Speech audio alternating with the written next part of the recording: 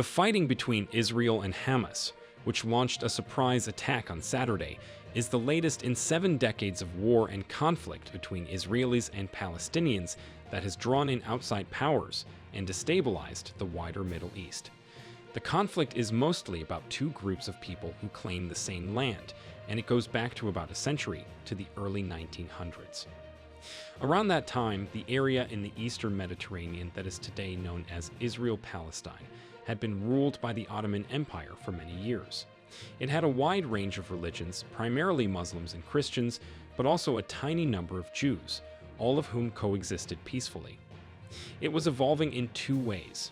More people in the area were beginning to identify as Palestinians rather than just ethnic Arabs, which gave them a strong sense of national identity.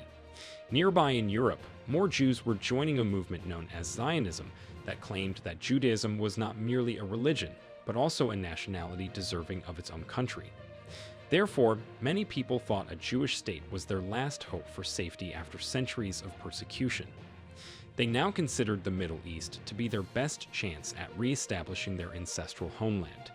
Tens of thousands of Jews migrated there throughout the first decade of the 20th century. Following the end of World War I, the French and British empires divided up the Middle East, with the British assuming the authority of what they called the British Mandate for Palestine.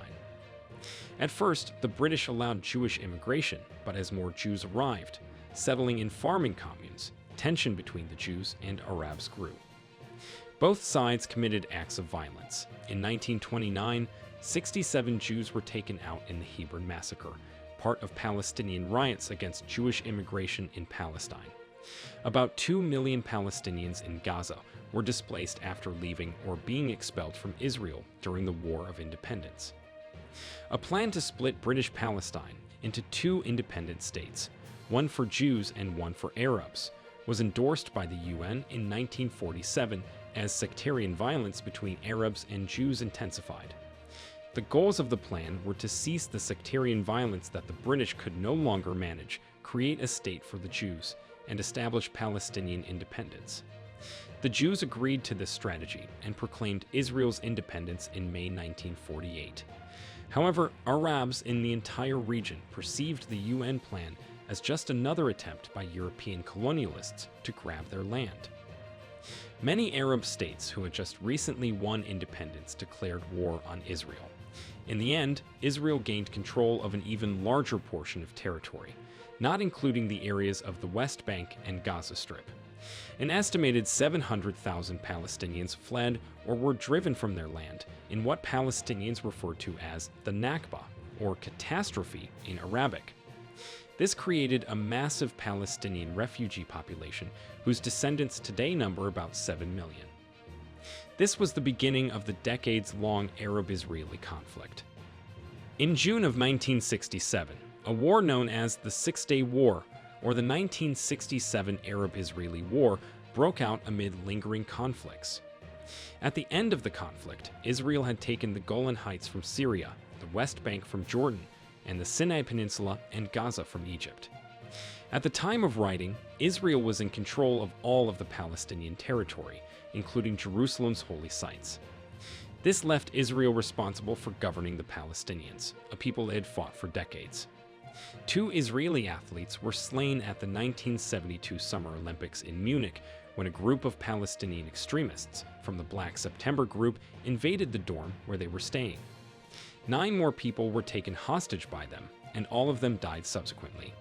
In 1978, a peace agreement between Egyptian President Anwar Sadat and Israeli Prime Minister Menachem was signed, known as the Camp David Accords.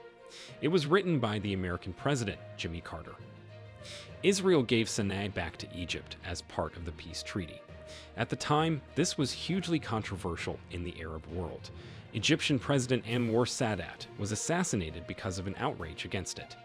Over the next few decades, the other Arab states gradually made peace with Israel, even if they never signed formal peace treaties, but the Israel military was still occupying the Palestinian territories of the West Bank and Gaza.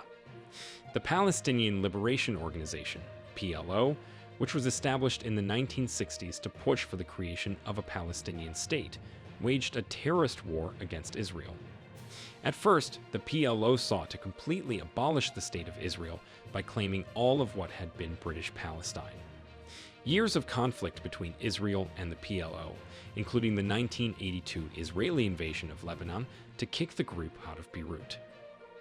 The Palestinian Liberation Organization later said it would accept dividing the land between Israel and Palestine, but the conflict continued. As all these things were unfolding, Israelis were moving into the Israel-occupied Palestinian territories and made their homes in the West Bank and Gaza.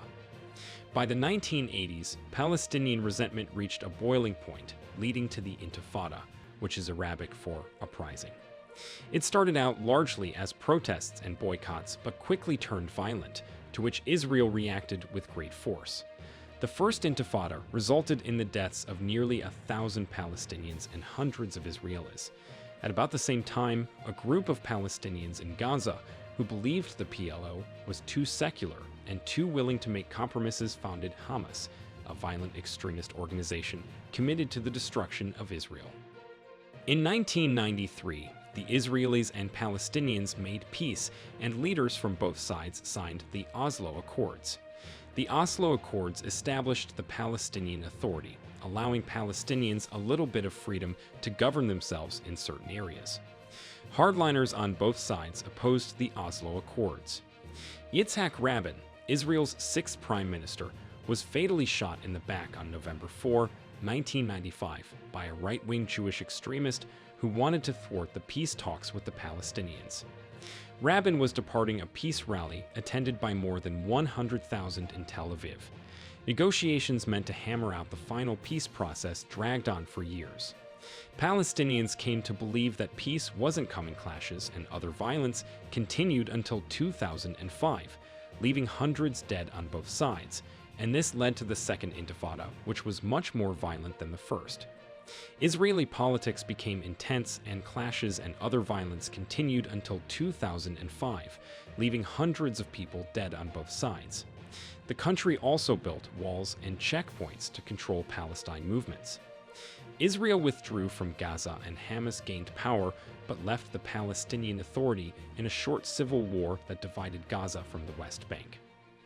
After Hamas's 2007 takeover of the Gaza Strip, Israel imposed a 16-year blockade on the small, overcrowded Palestinian enclave that was home to 2 million Palestinians, limiting the mobility of goods and people in and out of the territory.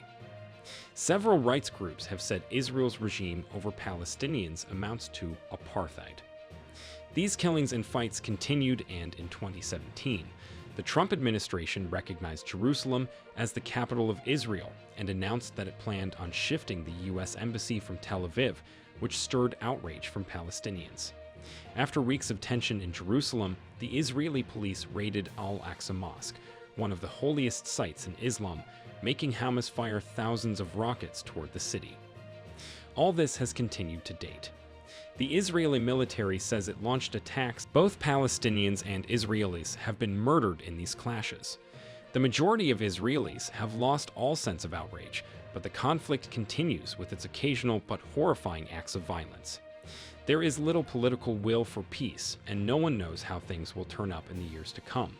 The October 2023 conflict between Israel and Hamas marks the most significant escalation of the ongoing Israeli-Palestinian conflict in several decades. We have come to the end of this video. Encourage us to keep creating content like this by liking this video and subscribing to the New Tourist channel.